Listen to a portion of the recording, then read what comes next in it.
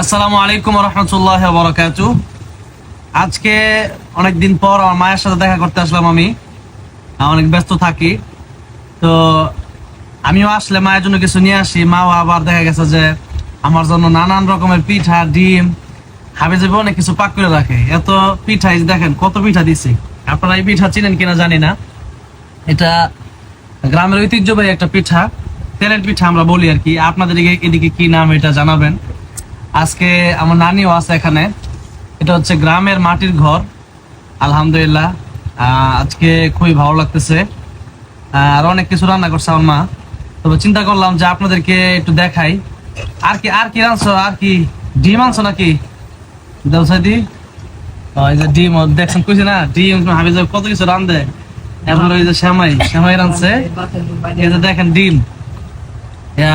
আবার আমার মা এখনো মায়ের আছে, হাঁস আছে, হাঁস আছে না, হাঁস মুরগি আছে, হাঁস মুরগি সব আছে। যাই হোক আলহামদুলিল্লাহ, মায়ের হাতে রান্নার স্বাদ অন্যরকম। আসলে এটা আসলে শুধু খাবার না, এটা একটা দোয়া। এই জন্য আসলে দোয়াটা নিতে আসলাম।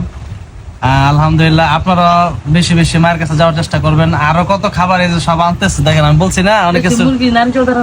এই দেখেন এটা হলো কি, এটা হলো গুড়া মাছ, এটা হলো দেশি মুরগি না।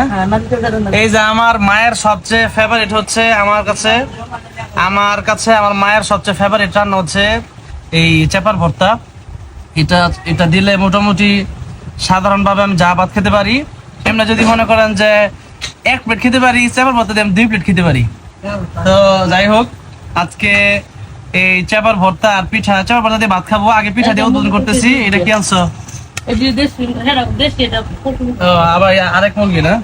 দেখেন খাবারের অভাব নাই, কিন্তু কথা হইলো যে আরো মানে আমার কাছে যখন যায় আমার মা আমার মাদ্রাসায়, তখন ব্যাগ ভরে এত খাবার নিয়ে যায়। এগুলো মনে করেন যে 1 মাসও চলে যায় খাবার, মানে এত পরিমাণ খাবার। তো যাই হোক, আল্লাহ যেন আমার মাকে নেক হায়াত দান করেন। সবাই দোয়া করবেন আমার মায়ের জন্য, আর মায়ের দোয়া নিবেন, তাহলে আশা করি আপনার জীবন সুন্দর হবে। আসসালামু আলাইকুম রহমতুল্লাহ বারাকাতুহু।